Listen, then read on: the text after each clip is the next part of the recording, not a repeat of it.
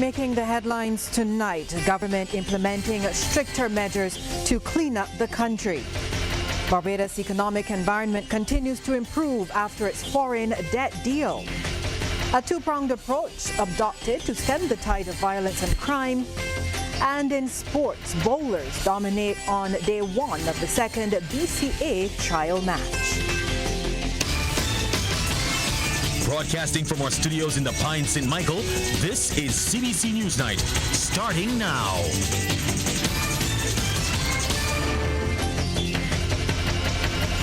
Good evening, I'm Lisa Broom. Thanks for joining us.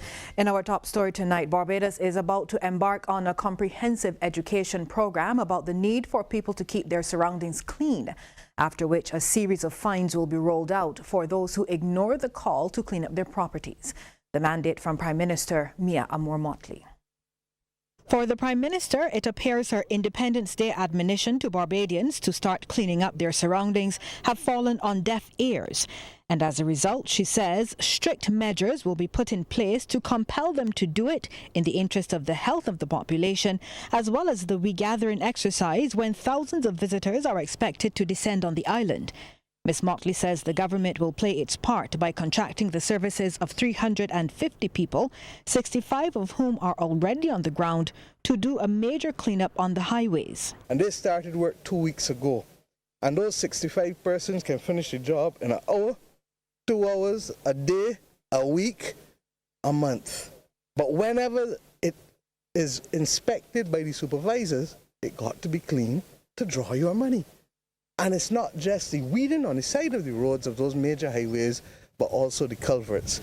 The Prime Minister says the same thing has to be done island-wide, and Barbadians will be given until March to get their houses in order.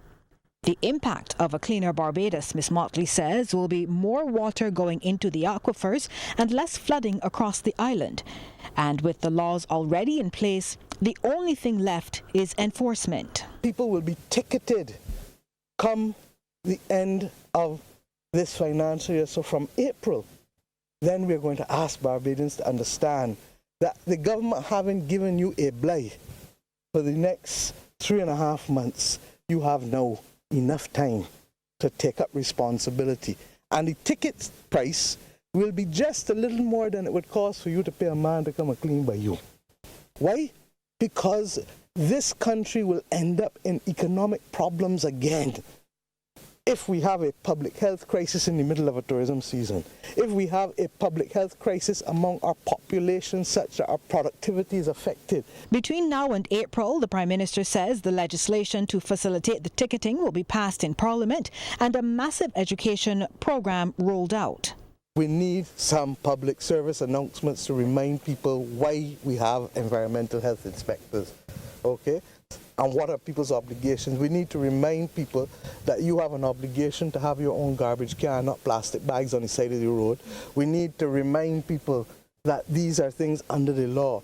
And we need to educate people that on top of all of that, the recycling, I've said to sanitation, I've said to the minister, I've said to Senator Grant, I've said to the CEO, I need to see the paper on separation and recycling as a matter of urgency. The final step will be the purchase of a set of street sweepers to keep the sides of the roads free of silt and mud, which encourage the growth of weeds. Well, Prime Minister Motley was speaking to the media after a walkthrough of Pot House in St. John, where the only road into and out of the district had started to collapse after the recent heavy rains. She was accompanied by several officials from the Ministry of Transport and Works, the Environmental Protection Department, the Sanitation Service Authority, and others.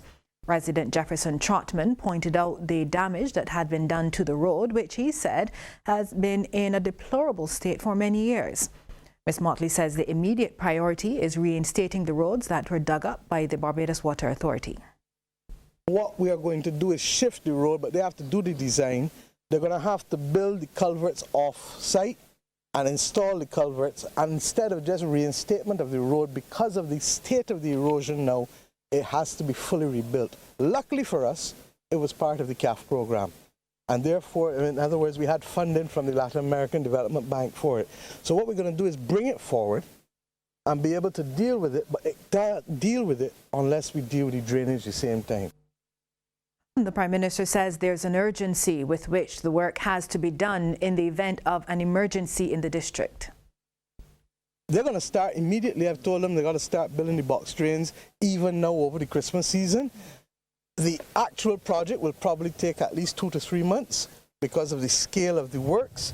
But what we need is to minimize the impact even in the short term, because the problem is that the shops down here, for example, are not getting the trucks delivering stock. Barbados has passed the latest International Monetary Fund or IMF test with flying colors. In doing so, the island has positioned itself to access the next tranche of funds, which is $100 million under the IMF's extended fund facility arrangement. In making the announcement, the IMF's directors noted that in spite of its limited technical capacity, Barbados has made impressive progress towards achieving fiscal and debt sustainability, rebuilding reserves, and reducing uncertainty towards generating growth.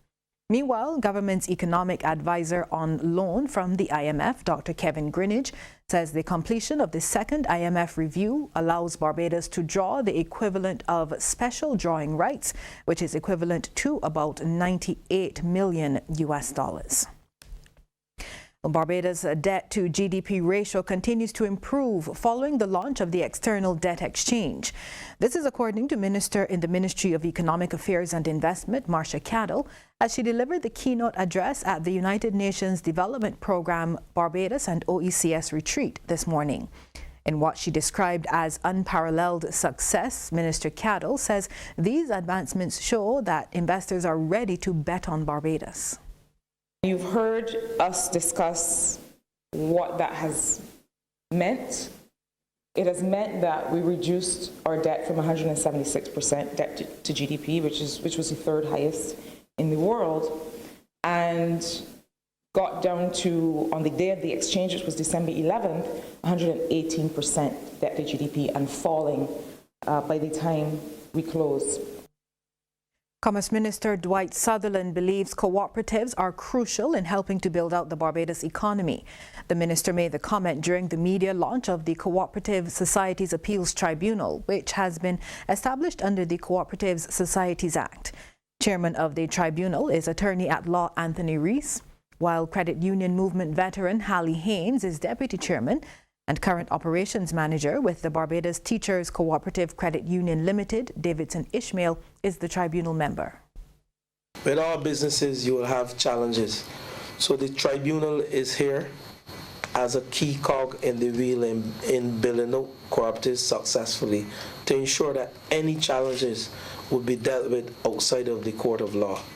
And we have the registrar, Mr. Brent Gittins, here, who regulates these 25 non-financial cooperatives and the 39 friendly societies.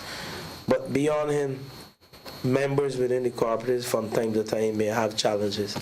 And of course, Mr. Gittins, he will, once he comes up with a decision, those members within the cooperative, they may not agree with his decision or with the decision of the registrar of the cooperative, and they have a right to go to arbitration, and that body is the Cooperatives Tribunal.